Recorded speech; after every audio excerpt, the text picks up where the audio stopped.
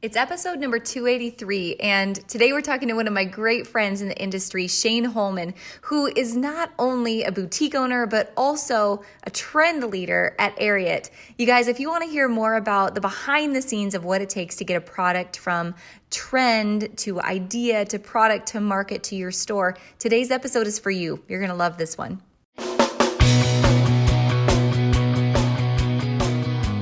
Let's talk about your business, strategy, and the juicy details of what actually works, from mainstream fashion to fashion on Main Street and the entire ecosystem behind it. How do we scale your company and do it with the balance and the happiness that we all seek? Let's hear from those insiders, experts, and strategists that actually make it happen. I'm your host, Ashley Alderson from the Boutique Hub, and I can't wait to chat.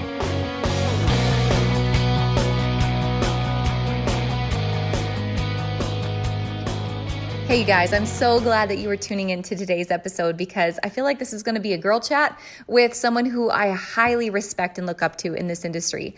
Not only is Shane Holman a boutique owner, so she understands the world of retail and going through COVID in 2020 with a brick and mortar and building an online business, but she has amazing insight in this industry. And I'm here to tell you, when I run into Shane in person, you know how there's always like that one woman in the crowd that stands out and you're like, who is that? She's dressed so cute. It's always Shane. So today I'm going to tell you why, because she's going to talk about what it's like during her day job as she's the Senior Director of Global Western Merchandising, Trend, and Business Development at Ariat. She's worked for Ariat for over 12 years, and she's traveled the world seeking trends that can be interpreted in Western fashion. She goes to high fashion arenas in London and Milan and Barcelona, New York, LA, and right down to your local horse shows and rodeos and the NFR. And she's able to uniquely curate what's happening on the runway and in street fashion and create an authenticity that's all her own. You guys, she is responsible for building trends and making happen what goes to your store shelves each and every season once you visit with Ariat at Market. So today, let's talk about behind the scenes. Let's go into how does a product go from trend on a runway into an idea, into a concept, into a product line in manufacturing to market, and then land in a store. Shane's going to give us a step-by-step and a play-by-play and talk about how to interpret trend in your own business and make fashion all your own. I love this episode, you guys, and I know you're going to love learning from Shane. So join me in listening to today's episode. Hey guys, welcome back to the podcast this week. I am with one of my most stylish friends that I have met in this industry. I don't say that lightly, Shane. Like, you're the real deal when it comes to stylish friends. Do you know that? Oh, thank you. That's too nice. I'm with Shane Holman. She's the Senior Director of Global Western Footwear Merchandising, Business Development, and Trend at Ariat and Ariat International, and also the owner of Envie Boutique. So for those of you that are more on the Western side of the world, you've probably run into Shane at Western Summit. She's been one of our panelists at Western Summit. You're always at the NFR. You've got a Rodeo Family, equine-related family, and you have such a cool perspective on this industry. I'm really excited to talk to you about it today. Thank you for having me. I'm really excited to talk on here. Awesome. So let's start here. I mentioned trend in your job title, right? And as we were talking before the podcast, I was like, gosh, I think a lot of people would love to know what goes into product development before it ever comes to, a wholesale platform like Ariat has, and then into boutiques and into major retailers. So talk to me a little bit about your position at Ariat, Shane, and how that came to be and how you are involved in trend and product development, and how you landed where you are today. Yeah, so I've been at Ariat going on 15 years now, so it's been quite the journey. I started there 2 weeks after graduating college, and really it was the perfect fit for me. So I've grown up living the Western lifestyle, rodeoing, showing horses my whole life, and I wanted to work in the business industry, and I also wanted to work in the fashion industry. I didn't know if I wanted to move to New York, work for Vogue. I didn't know what I wanted to do, but this was the perfect blend for me because it blended my passion for fashion and the business smarts with it. So it was a really great combination. So what I do with Ariat is I come up with the Western product line for footwear. And so what that entails is it's a quite lengthy process, and we have a great team that works with me as well. So we start thinking of an idea, and we look for a hole in the marketplace, and then we start scouring trends. So we go to horse shows, we go to rodeos, we travel to Europe, we travel to main shopping spots like LA, Dallas, New York City, and we really gather and look for all the latest trends on the runway, and then we interpret them to be Western. So we make sure that they're right for the Western consumer. So we might see, a spike stiletto on the runway with square dome studs, and we're like, that's awesome. Okay, we need to put that in line. But how do we make it right for the Western consumer? And how do we interpret that to have Western DNA? So at Ariat, we are always innovating. We want to be forefront of the Western industry with technology, style, look, design. So we all strive really hard to be pushing the market forward and always step out there with our best products. So what we'll do is we'll have a technical foundation, a technical footbed into that shoe. And then we're going to make sure that it's aesthetically beautiful. So it might be Southwestern trend might be the trend out there right now. So we're going to put the pull tabs with some Southwestern arrows, or we know that red and turquoise are trending. We know that that ties back to Western jewelry, or we know that cheetah, right? Cheetah is always a staple in the Western world. So we pull all these elements together to create the best product that we possibly can. And we put it out there. So we do a lot of testing. We show it to consumers. We talk to retailers, talk to buyers, and really get their opinions and make sure that they're on board with us. And then we go to market. So we create these products. We do turn many different samples. We make sure that the price is right. We make sure that the fit is right, the quality is right, and then we head to market. How long is that process typically? Like from trend inception to product development to market? It can range anywhere from 2 years to 6 months, depending on how fast we're trying to track a product. Sometimes we'll do a fast track to market if we see that there's a trend out there that we have to be part of. Otherwise, our typical calendar could be up to 2 years. So I'm already working on fall 22 right now and thinking about spring 23 even, which is hard to imagine. So you're juggling 5 or 6 seasons at a time, because I'm launching fall 20 right now. I'm pre-selling spring 21. I'm looking at prototypes of fall 21, and I'm, briefing fall 22. So you've got all these seasons at once that you're juggling. So it's really hard to kind of keep all the trends in line and when they're going to hit for the right season. And we do use a lot of trend services also that help us kind of forecast and know when it's going to be right. But the great thing about the Western industry and the boutique industry is it's so versatile. So the trends are always evolving and changing, and you can take all these nods from the mainstream and then bring it in with your Western DNA. I feel like you've done a really good job of that. And I'm not done talking about trends specifically at Ariat, but you're also a boutique owner yourself. So you kind of live in the best of both worlds. And what I appreciate about you and your entire family, I feel like you all kind of have this fashion DNA, is that it's not just core Western, but just like you said, you take so many nods from mainstream, and you might take fast fashion or something that's a little more just contemporary and then mix Western with it. How can people that are looking for that eye and trying to fit their ideal customer, and they know she's Western, what's a good starting point for them to know how to start to buy and to build collections around that idea where it doesn't have to be just core? Yeah, Western has evolved so much, and it's so much closer to the mainstream. We all know as we're shopping out there and looking at Western boutiques or Western retailers, they're pulling in a lot of the mainstream looks and pulling in some of the fast fashion out of LA. And you'll notice all the Western brands are kind of leading that way. So I think it's, you got to dress for yourself and dress for your customer and know who your customer is. And you're going to have traditionalists. You're going to have people that are really fast forward. Mm-hmm. And you can't suit maybe all of them, but just be true to you and true to who your customer is. And so you can start simple with, denim. Denim is always a classic. And then you layer on pieces over that. And you can have conservative boots, and you can have wild boots, or you can have a fun belt that might be your statement piece, or maybe it's a piece of jewelry. So it's all about just layering these different pieces, and that can take you from being conservative to very fast fashion.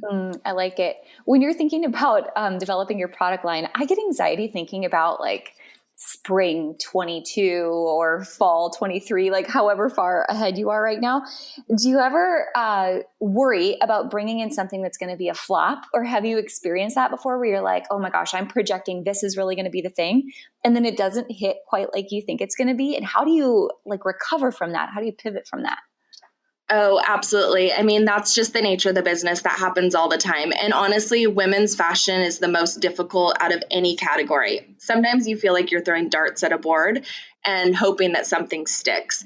I mean, if you look at a men's category, it's very traditional. It can be conservative. It's day in and day out. It can be very similar. But women, they want something new and different all the time. So you don't know exactly what's going to do it. So what we try to do is set the trend, be the leader, put something out there. And not everyone's going to like it right away, but they might circle back later and come back to it. Or maybe they don't buy your fastest style, but they go buy a conservative brown one because that might have caught their eye, but it's not right for them. They want something else. But absolutely, I've had a ton of products that, are not winners, and you just keep trying and throw something else out it again. Or, even this season, we're showing some great products, but because of some of the stuff going on with COVID, buyers just don't have the open to buy dollars right now, or they're feeling conservative. And so that product may not be selling in as well. And that doesn't mean that it's a flop. It may just be the, economic situation at the time as well. So there's a lot of things that can go on that change it. But yeah, it's difficult. You just keep trying. Yeah. Do you have any favorite wins or misses that you can think of in your career? My favorite one right now is the Dixon. And I know you have a pair of these. Yeah, a couple pair. And so it's this great booty, and it's so versatile, and it can be for the traditional Western girl, or it can be for someone that's mainstream. And that's what we love about this product, is it's selling in your big chain retailers to your Western boutiques to mainstream boutiques. And there's so much versatility. So it's one of my favorites because we've been able to build a franchise around it now with your staple colors. And then now we have these fashion iterations coming with buckles and studs and openings. And so that's probably my favorite win right now. The misses, you wouldn't even know because I get them out of the market as fast as I can. But I've done a lot of Fat Babies back in the day, and I've been there 15 years. So there's a lot of shoes I can look back and be like, oh my gosh, what was I thinking? But at the time it was right, Yeah. Sometimes when I still see Fat Babies, like just, around in the world, I'm like, oh my gosh, like I remember I was a sophomore in high school when I very first got my first pair of Fat Babies. So makes me laugh to think about where it comes from. Well, and Fat Babies used to be the main thing. You needed them in every color. I had a turquoise pair, a pink pair. But what's funny is that business during COVID right now is doing so well because it's like an essential boot and it fits well, and people use it to go water their lawn or go, wash a cow or wash a sheep or whatever it is. But it's still alive and well, and people love it. It just depends what your style is, obviously. Right. I'm sure not just with COVID, but I mean, even before COVID hit, I feel like our industry, and not just Western, but just product development as a whole in the industry, has really shifted because everything has become so much faster. And then with so many markets not taking place, I feel like the seasons are shifting too. How do you see that in your industry? And do you think that product development is going to change, or the seasonality of these collections and how they launch? Do you see that changing, or what's, your crystal ball tell you? I think people are morphing and changing and evolving with the times. But what I've seen is that we're able to do a lot virtually. We're able to step up our game and show product videos to our sales team and to our store buyers. And the buyers are actually kind of enjoying it. They're not having to go to all these markets and drive all around. And now sales and people are coming to them. So I think it's doable. It's workable. Mm-hmm. I think from a product development standpoint, we're still chugging along. We're still doing the same thing and pushing new product, and we're not going to slow down because we know that consumers at the end of the day want newness and they want freshness. And that's what keeps people coming in and out of your store. Mm-hmm. So we'll keep on doing that. And it's just kind of the process of buying the product, I think. Yeah. Have you seen a lot of changes in terms of how some of your, let's say, brick and mortar stores have morphed into also now having an online presence that have helped kind of keep them stable through the pandemic and help them to continue to buy from you throughout this time? Yes, absolutely. I think online and e-commerce has become so important, and really social media and hustling your products and hustling your story and getting your customers to be interested in you. I mean, we all know there's a lot of noise out there right now. It's busy on the internet. So you need to be really compelling to get your customers to be coming to you and looking at you and be loyal to you. I think that e-commerce, we're seeing everybody step up. And I know with my own boutique, we really stepped up and took that time during COVID to revamp and get sales, because when you're shut down, it's like any sale is a sale and you need to do it. So we got our website going and started pushing on Instagram and just trying to come up with new innovative ways to sell product. Tell me more about what you did kind of step by step through the time with Envie, like when you're in California, things completely shut down there, even earlier than some other places. Like, how did you manage that process, and how do you think your business has changed for the long term because you went through it? Yes. So we're in California, and as of March 20th, our governor shut everything down. So we were forced to figure out, how do you pay rent? How do you pay your employees? What do you do? How do you survive? So we had to make sales. We revamped our website. We started pushing things on Instagram, Facebook, and we started doing curbside delivery. We did in-home delivery. We did personal shopping, really trying to tailor it to our customer and give them whatever they needed to suit them, because they're stuck at home as well and they're bored and they still want to shop. They still want to get new products. So we just really had to tailor our services to work better for that. Mm-hmm. Now that we are open, you still have kind of like a nervousness from a lot of consumers of wanting to be out there, wanting to shop again. So we've just made sure that we've made a really safe environment for everyone. Everyone feels like it's very clean. But again, we're still doing a lot of personal shopping. We're still doing curbside if that's what they choose. But we are back open and operating fully. We've just kind of had to add these additional, features and benefits for our customers. And I think that this is something we'll have to do for a little while.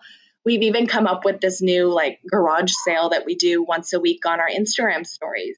So just trying to be creative and innovative with new ways to sell and to engage your consumer and make sure that they're coming into your store. Tell me, what is a garage sale on your Insta stories? I want to hear more about this.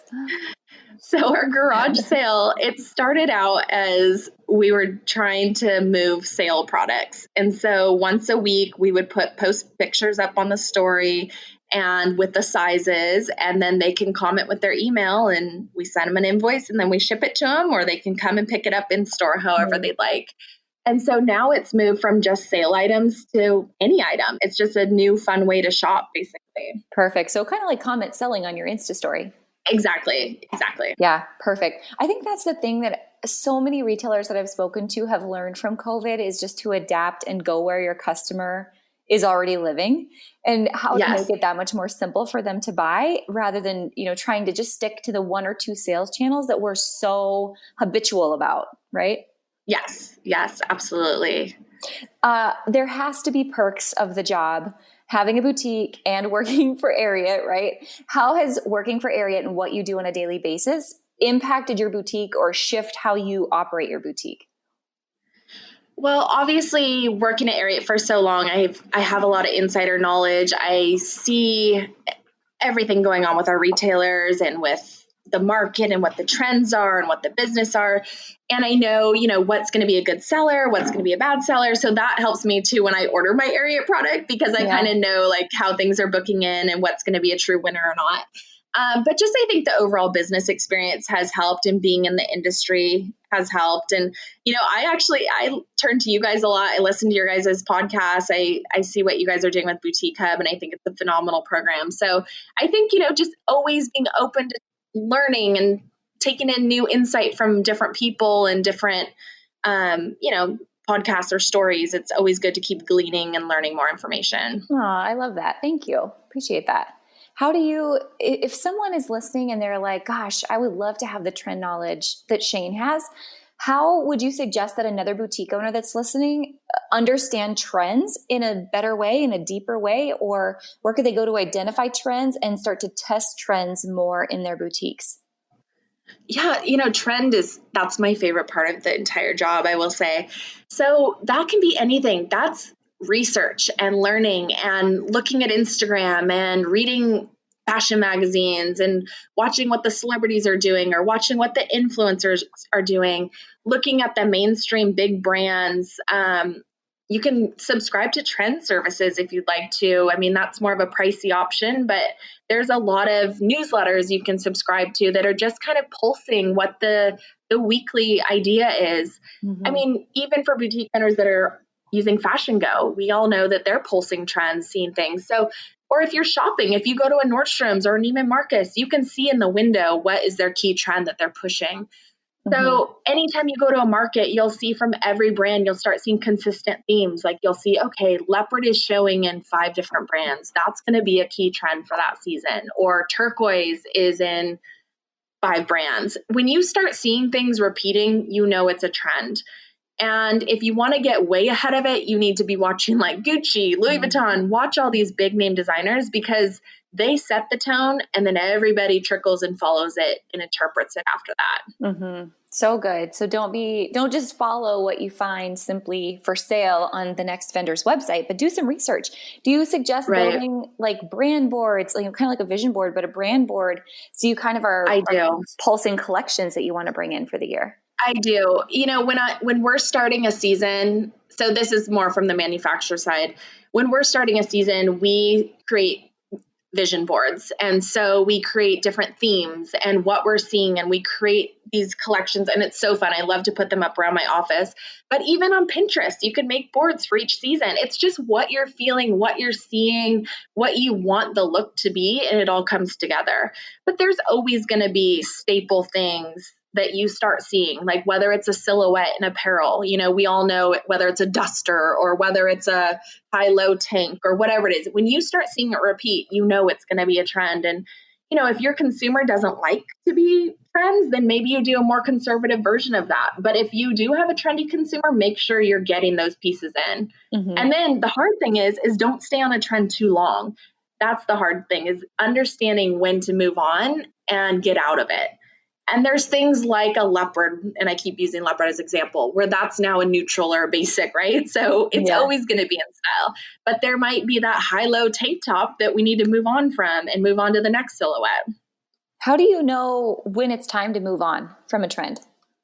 Oh, that's the crystal ball. I mean, if I knew that, I would be, I don't know. I don't think anybody knows that. So that's always the tough thing, right? Like when you sell out of a 6-pack, do you reorder or do you just say, okay, on to the next? That's always the trying question. And I think all of us have bought it one too many times and you're stuck with inventory and you've got it on your sale rack. So that's just the challenge. And I don't think anyone really knows the answer. It's more of a gut feeling and you just have to kind of, you know, watch it. And learn from your consumers. Talk to your customers in the store. They know. They are what's buying it. They are the answer to everything. Yeah, man, that's a good reason for Insta stories and Facebook groups right there, is that you're having that. The other day I was talking about this with some customers, or with some clients, that it's not just you communicating with the boutique, with the customer. Oh my gosh, I'm going in like 10,000 directions in my mind at once. In a Facebook group, it's not just you communicating to your customer or your customer communicating to you and answering your questions, but it's also your customers communicating with one another. So what a great place to ask those questions and get all kinds of feedback and have them also influence one another at the same time. Exactly, because honestly, sometimes you ask them and they don't want to either hurt your feelings or they're worried you're judging them. So they're not going to give you necessarily the most honest answer. But in those chats, they're talking to each other. And then that's when the honesty comes out and you can really see what they're feeling. Or if you do like Instagram polls or surveys, where it's a little more anonymous too, then they feel comfortable saying it. But sometimes if you just ask a question like, do you like this? Or what do you think? Or what do you want? They may not answer the right way, or they may be afraid to say the wrong thing. So it's interesting. It's good to have those conversations where they can be free to chat with each other. Yeah, absolutely. I know, Shane, you see tons of boutiques and not just boutiques, but let's say like, I don't want to call them big box stores, but like NRS or, you know, companies of that size as well. You see all these different businesses operate. From a business and marketing perspective, and also maybe from a trend and product perspective, what do you think some of those most successful businesses have in common that we could learn from? I think it's having kind of a multi-channel strategy or omni-channel strategy where they have their brick and mortar, they have their social media, and they have their website. I think it's being true to your customer and understanding who's shopping in your store and really targeting them and getting product that's right for them. Don't try to be some Instagram that you see down the road. Don't try to be some store that's in a different city. Do what's right for your customer and what's right for you. And I think as long as you're true to that, everything will follow. So good. When you target everyone, you reach no one, right? Exactly. And that's one of the things with Ariat, we do have something for everyone, but we have to be really specific and true when we're targeting those buckets within. Because I might have someone conservative that lives in Montana that wants one type of boot, but then I have somebody in Fort Worth that wants a different type of boot. Yeah. So when I make that boot for Fort Worth, I need to make sure it's right for them and not trying to be too vanilla. So you have to make sure that, just like you said, you can't be something for everyone. You have to really target who you're trying to be. Yeah, I think that's so funny about the Western industry. If you are a cutter, you have certain boots and you shape your hats a certain way. If you're a team roper, Exactly. If you're a roughie, if you're a barrel racer, like everyone is so different within such a niche. I think that's so unique. And I don't know how many other industries have something similar to that. And that's one of the challenges really when you get new people coming into the industry to work. They don't understand all the nuances and, niches like you were saying. And so they think, oh, a cowboy boot's a cowboy boot. Well, no, this guy in West Texas doesn't like the same boot in East Texas. And, and they're almost offended by it. So you have to really make sure you know who you're targeting and be true to your consumer. I think about watching the show Yellowstone. Do you watch Yellowstone? Oh, I love it. Yes. I love Yellowstone. And so many of the times I'm like, man, like they did really good with costuming in so many areas. And then of course there's times where, it's a little bit off, but that's a tricky thing that most people just wouldn't understand the detail that goes into it. Exactly. And I think every big Western company runs into that too with their marketing. You just have to make sure you're authentic because your consumer knows. I mean, God forbid you put a cowboy hat on backwards or something. But if you think about you might hire these stylists and they don't know, so you always have to make sure that you have someone that's authentic. Yes. I think I've seen some ads in some pretty big Western magazines where spurs were on upside down and just goofy stuff like that. Yes. Talk to me about, I know you work with influencers a little bit, and Ariat as a whole has some great partners that they work with as influencers for the brand. I think that's always a good question in the industry. People want to know like what works and what doesn't work. Tell me about any of the experience you've had kind of in that realm. I love influencers and I love that it's a growing segment of our industry. I think there's so much opportunity for influencers out there too. If you compare it to the mainstream market and compare it to Western market, like we have so much room to grow. And I think you've done a phenomenal job as an influencer as well. But I don't know. I think for influencers, it's important that they stay loyal and stay true to who they are. And I think that's challenging because a lot of brands are throwing products at them and a lot of, you want to make a living, but at the same time, you need to keep your personality and who you're, I guess, stay true to your vision. So I think that's the difficult part as a brand coming to an influencer is when you're choosing one, you just want to make sure that they are going to be loyal and not the next day be advertising the competition. So that's probably the biggest challenge, like from the brand side. From the boutique side, it's amazing when you get a shout out or a tag from an influencer, your following goes up, you reach new customers, you're getting new sales. So I think the influencer whole market is amazing and the wave of the future. Huge opportunity for sure. Yes. Let's shift a little bit. I know you being part of product development, specifically in boots. Let's talk about when a store is wondering, when do I bring in boots? How do I bring in boots? How many products do I need? What price point should I be looking at? I feel like that's a big commitment for a lot of people that are new to it. What advice could you offer them on the topic?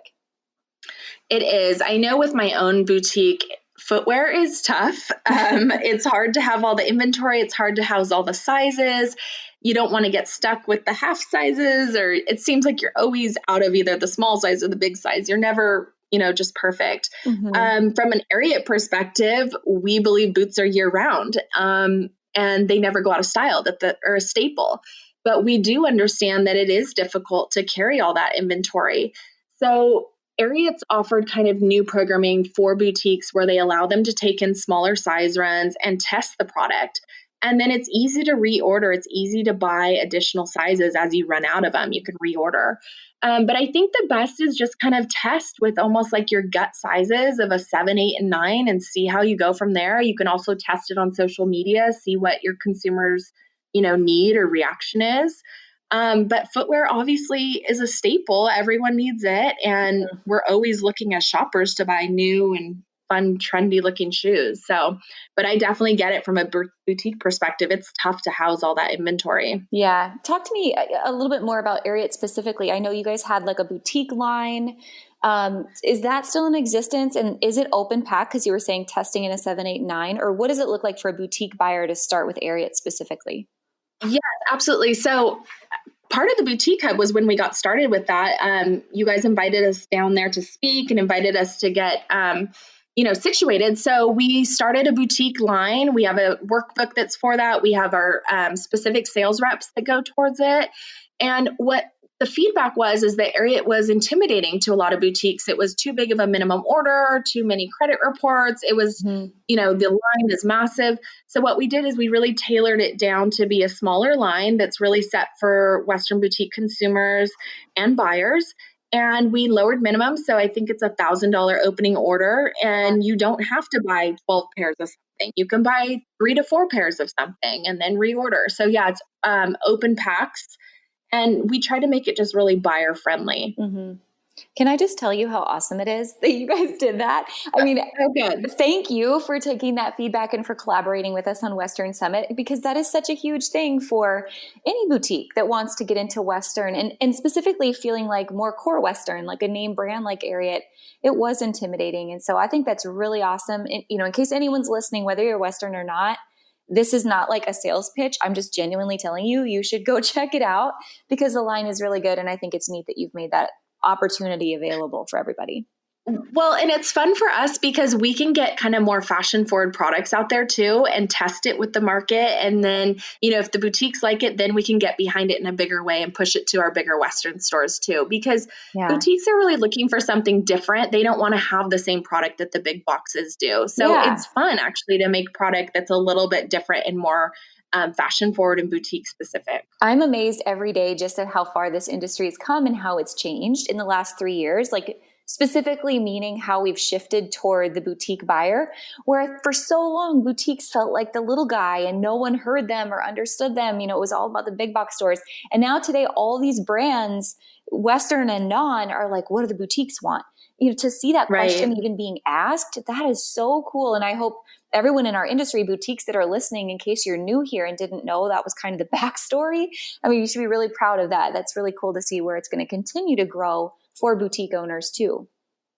Well, and some of these boutiques have massive social media followings, bigger than the big box stores do. So they're reaching way more people than just their location. So it's pretty exciting. Very cool. Well, Shane, I have a bunch of personal questions for you now outside of Ariat and Envie. Should we do a little lightning round? Sure. Okay. I said you're one of my most fashionable friends. I always love seeing what you're wearing. I think the last time I saw you in person, I'm trying to remember. I think it was NFR maybe. Oh no, Denver. It was Denver. You were wearing a hot pink hat. Oh yes. And it was so cute. It was so cute. So tell me more about what's in your closet and what are your favorite items in your closet right now? Oh gosh. Okay. Well, my closet's spilling over. I have way too much stuff in there. So I'm not a good example for closet organization. But I'll come shop in your closet any day, I'm telling you. Yes. I had to start a Poshmark just to start selling things because it was getting ridiculous. My favorite things right now, I'm always evolving and changing. So it kind of depends what I'm feeling at the moment, but I'm really into camo.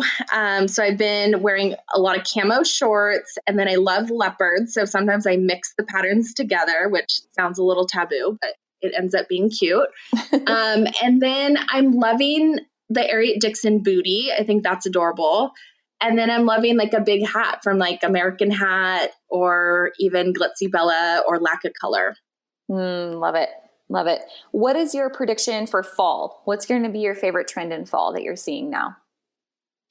For fall 20. No, I told you we're working on so many seasons, so I got to think back. Okay, maybe we can move ahead. Okay. What's going to be fall 20? So, fall 20. Fall 20 is So what we're looking at right now is studs. We're seeing a lot of studs out there, everything from a dome stud to a square stud to even like a spike stud. We're seeing leopard be very strong. And then the Southwestern trends are still hitting hard. So you're going to see kind of muted versions. It may not be as bright as the true serapes were before, but you might see more muted turquoises and rusts and mustard colors in there, but still very strong. And I think anytime we go through, I don't know what you want to call it, the pandemic with the COVID, people go back to their roots and they're looking for that kind of like Americana, true spirit of the West. So you go a little bit more classic and, you know, things that make you feel comfortable. So I think we'll see a lot of the Americana looks as well. How about spring 2021? Spring 21. So then we're going a little bit brighter because people are going to be coming out of the pandemic. They're sick of being at home. They're sick of being, you know, masked up. So they want to stand out. They want to show up in a brighter, bigger way. So you'll see brighter color palettes. You might see neons again, less muted. So if you do a serape or a Southwestern print, they're going to be more vibrant and bright. If there's one trend you could pick that could just go away now and never come back, what would it be? Oh my gosh. Honestly, I love all trends. I love fashion. So even when it's a bad trend, I still think it's fun to experiment with and try. I'm trying to think of one thing right now that's bothering me, but honestly, I can't name it. That's all right. That's all right. All right. Biggest fears: snakes, payroll, or internet trolls? Oh, all of them, but snakes. Do you have many snakes where you're at in California? Funny you should ask. No, where I am, we get an occasional snake here and there, but actually one snuck into our house recently and it was the biggest nightmare I've ever had. So we had to stay in the hotel for a few nights until we got it out. But You're kidding. What kind of snake was it? it was just like a garden snake, but it was in my bedroom and Oh, Lord. It was too much. Too much. Couldn't handle it. That's the thing about the Midwest. You know, like we hate snow. We get so sick of the winter, but we really don't have much for snakes or spiders or scorpions or tornadoes. So I mean, you take the good with the bad, right? Yeah, we live in the country, so I guess it's just what you have to deal with. But it's not bad. It just happened to happen this year. All right. Where do you go for inspiration? Like a mentor or a podcast or a YouTube channel? Where's your inspo come from? All of the above. So I read a lot of trend reports. I read a lot of magazines. I'm always looking on Pinterest, on Instagram. I do listen to podcasts. I have a lot of great mentors at Ariat that are senior leaders. So I just really like to collect it all and just keep learning and listening and being open to new things. Do you have a favorite book that you've read recently? Honestly, don't have time to read very often. So if I'm in the car, I'll do an audiobook sometimes, or I'll do podcasts, but I really don't have much time to read. It's too much juggling in my life right now that I lack the reading. I feel the same way. I read what I can, but it is tough to fit that in. And really, it's a magazine if I'm reading, so I hardly ever read. There you go. So I know there's lots of boutique owners that are listening that may have full-time or part-time careers along with the boutique, just like you do. Obviously, yours go hand in hand, so it's not like you're having to pick one over the other. But that's a lot to balance. So do you have any tips for someone on how to do it all, how to do it like you're doing with so much on your plate? It's challenging. I will say just balancing everything from family to friends to work. It's always a tough balance. And I do not claim to be, the queen of it. It's tough. Every day is a challenge for sure.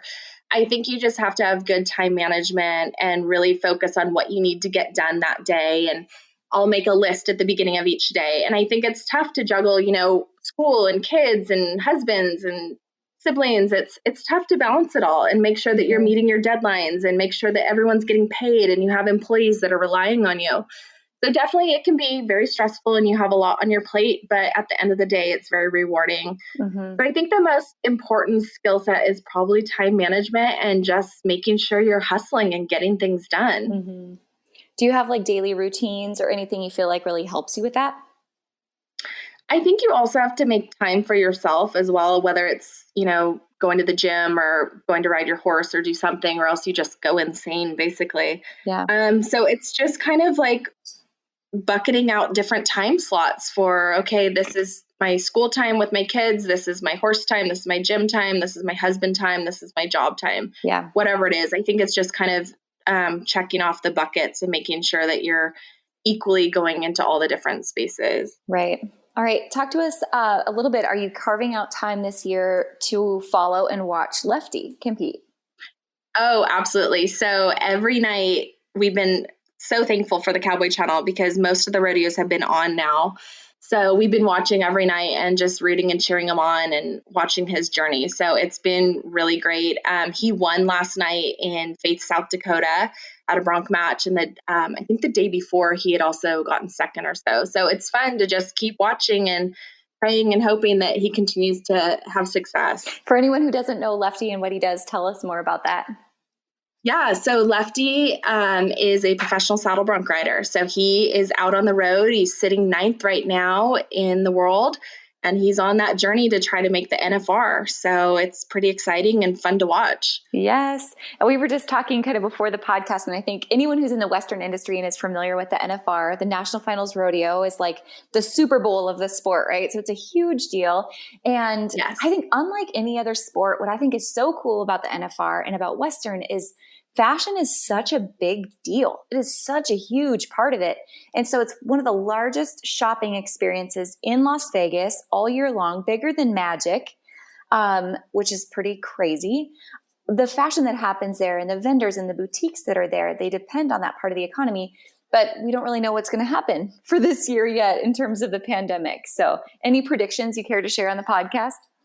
Well, I'm just hoping that it's happening. And I saw a thing on Instagram the other day from Las Vegas NFR that said there was a countdown. So I'm going to assume it's happening until I'm told otherwise. But like you said, it's such a big fashion moment. And like what you guys did with the turquoise carpet last year, I mean, that's amazing to feature all the cool outfits that are coming down and showcase people's, individuality and their trends that they're showing and show the influencers and show, the rodeo wives.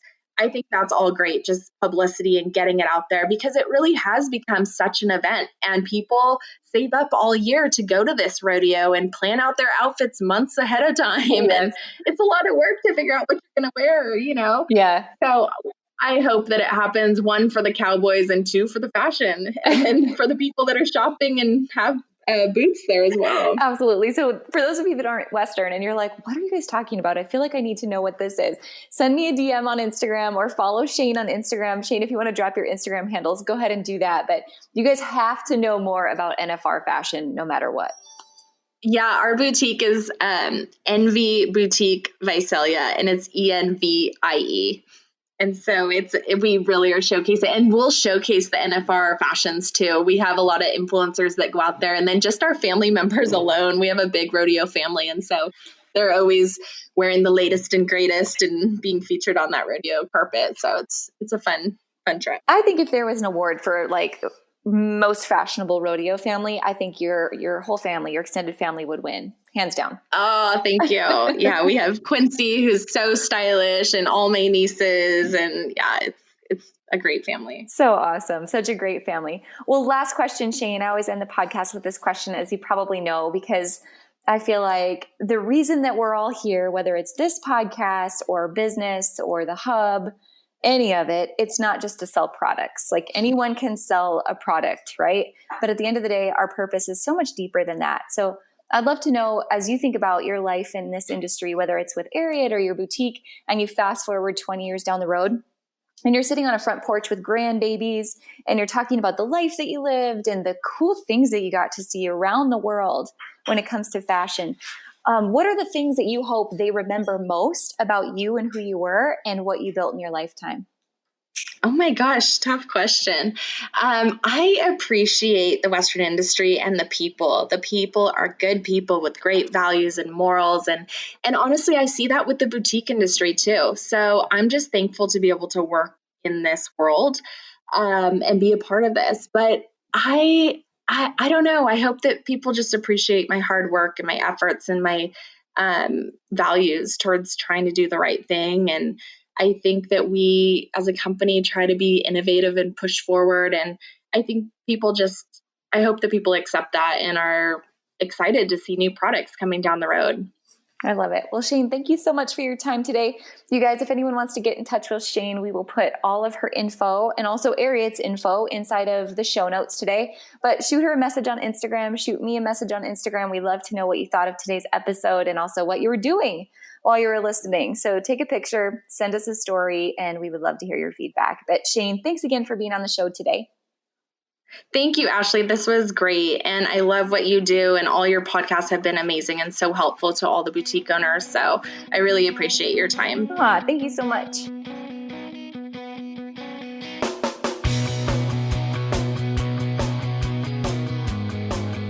Hey guys, thank you so much for listening to this episode. We hope that you loved it. Don't forget to hit subscribe and leave a rating and review down below for a chance to be one of our featured listeners each and every week. For more information on our spirit of community over competition and how to access complete show notes and bonus downloads from our guests, head on over to theboutiquehub.com and join the community. We'll see you next week.